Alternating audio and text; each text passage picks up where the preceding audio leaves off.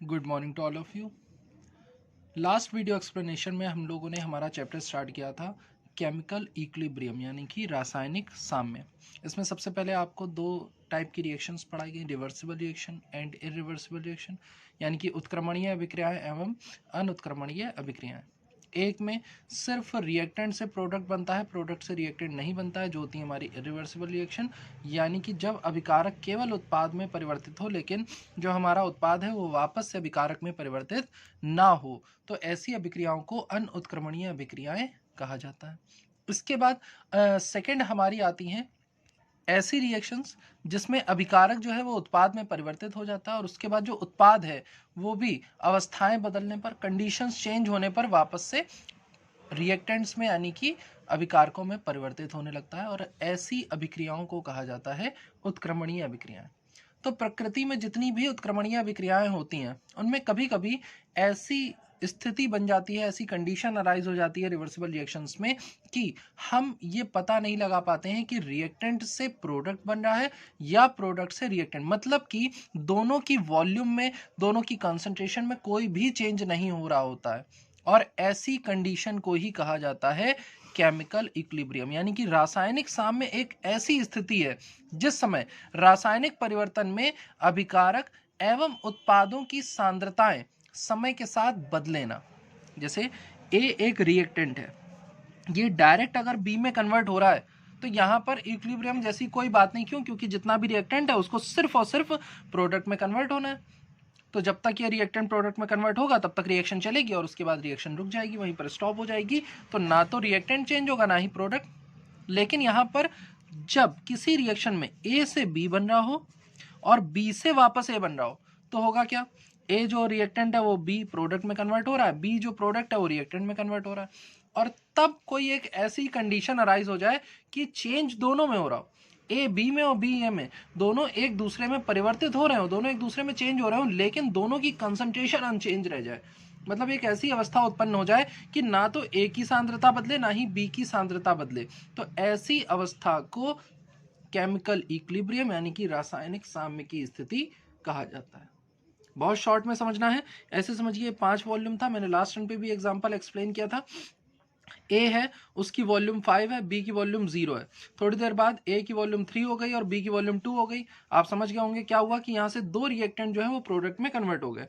तो ये था सिर्फ रिएक्टेंट से प्रोडक्ट में कन्वर्ट होना। ठीक उसी समय यहाँ पर ये 5 में से 3 कैसे हुआ होगा, यहाँ से 2 माइनस हुए और यहाँ पर प्लस 2 हुए, यानी कि दो रिएक्टेंट जो है वो प्रोडक्ट में कन्वर्ट हो गए।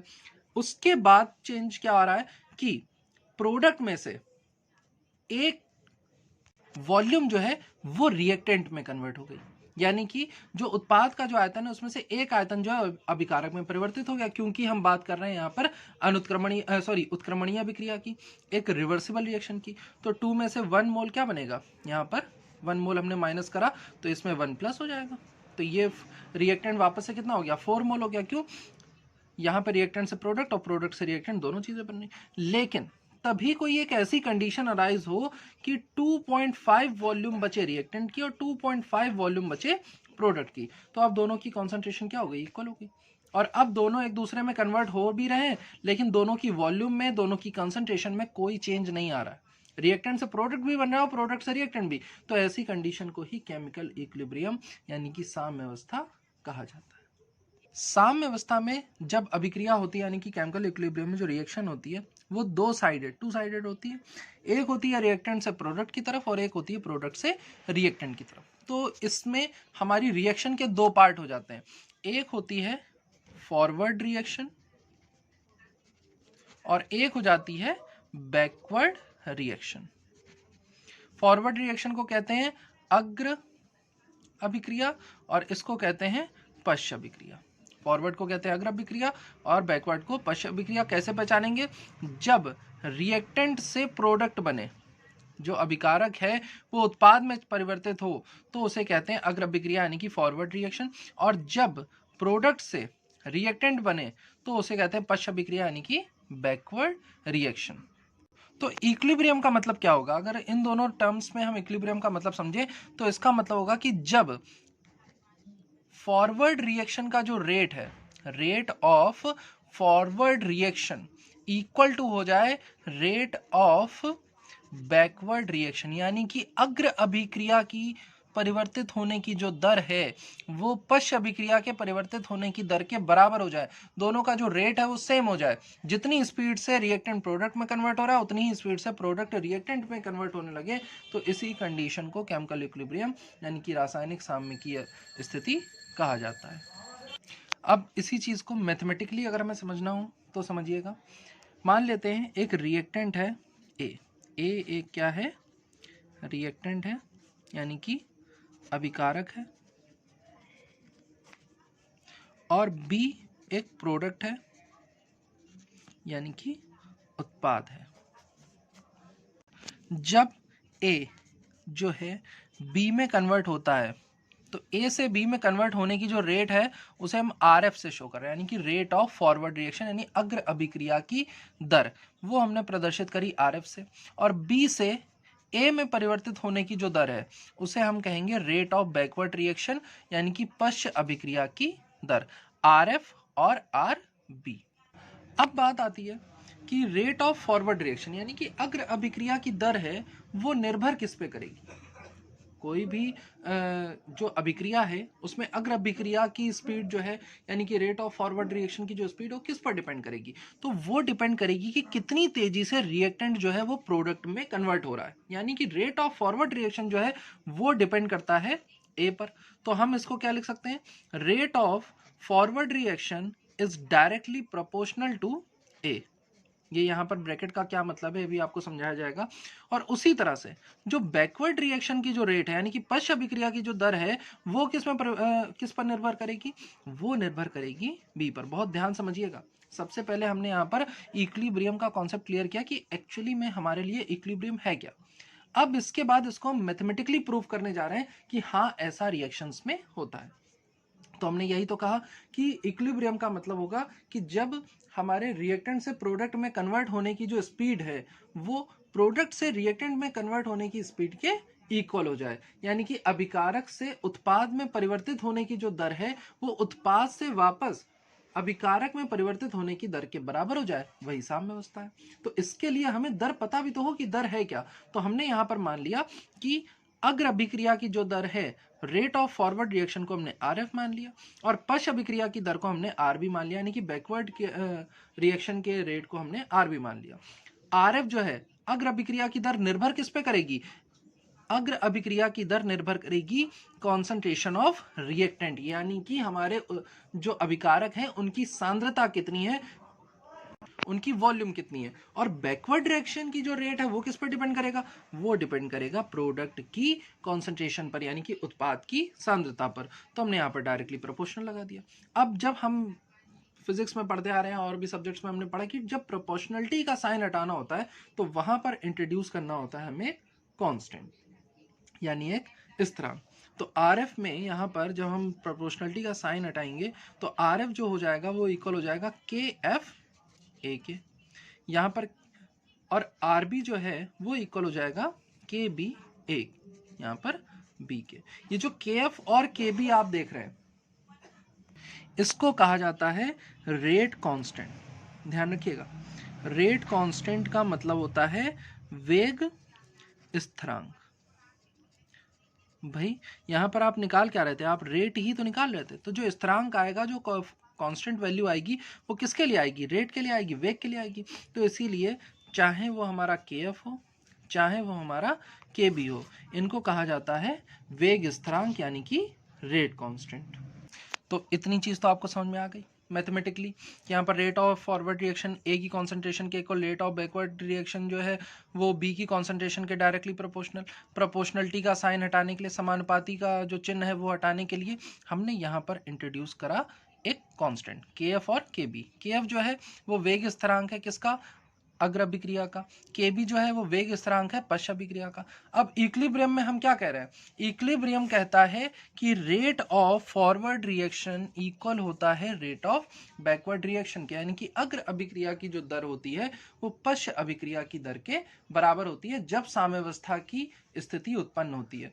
और इस कंडीशन में आर एफ की वैल्यू है के एफ ए और आर बी की वैल्यू है के बी बी, जहां पर ए और बी क्या है, जो ब्रैकेट में आप देख रहे हैं यहां पर ए और बी का मतलब है कि फॉरवर्ड रिएक्शन जब हुई, जब हमारा इक्विलिब्रियम आया, इक्विलिब्रियम आ जाने पर, साम्य स्थिरांक आ जाने पर जो रिएक्टेंट है उसकी कॉन्सेंट्रेशन कितनी है, उसकी सांद्रता है। यहां समझिए, ये इक्विलिब्रियम आने कंडीशन में जो हमारा रिएक्टेंट था उसकी कॉन्सेंट्रेशन कितनी थी, 2.5 थी, और जो हमारा प्रोडक्ट था उसकी कॉन्सेंट्रेशन भी कितनी थी, 2.5 थी।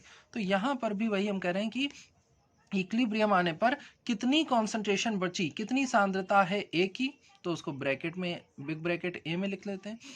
और यहां पर जो प्रोडक्ट है, इक्विलिब्रियम आने के बाद प्रोडक्ट की कॉन्सेंट्रेशन कितनी थी, भाई ए बी में परिवर्तित हो रहा था तो दोनों की सांद्रता चेंज होगी ना, और बी ए में, तो कॉन्सेंट्रेशन दोनों की क्या हो रही होगी, चेंज हो रही होगी।